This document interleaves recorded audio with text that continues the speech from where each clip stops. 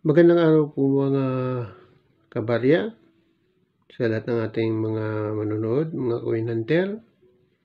Share ko lang po sa inyo ang aking bagong coin collection.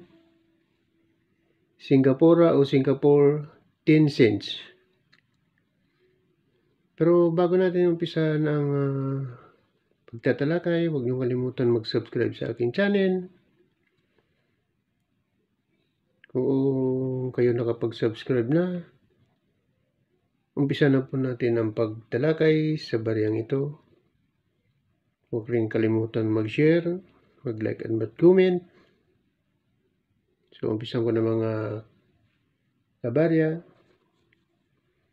Ito po yung baryang ito ay Singapore o Singapore. Year 2013. Singapore. Ito po yung likuran ng baryang ito. Ito yung lion. 10 cents. Ito po yung building. Building po sa Singapore. Ayon sa BBC Earthcoin, $1,000 na raw ang presyo ng ganitong barya ng Singapore. Taas na po raw ang value nito. Napanood ko kasi po yung video niya at nag-subscribe ako para ma-update ako sa mga ganitong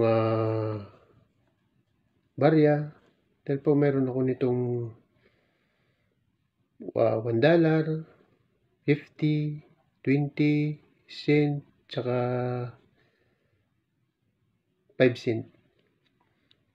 So, mga kabarya, kung mayroon man kayong napuna sa aking pag-vlog o paggawa ng content dito, kung mayroon mang mali, maaari nyo lang i-comment sa inyong comment section.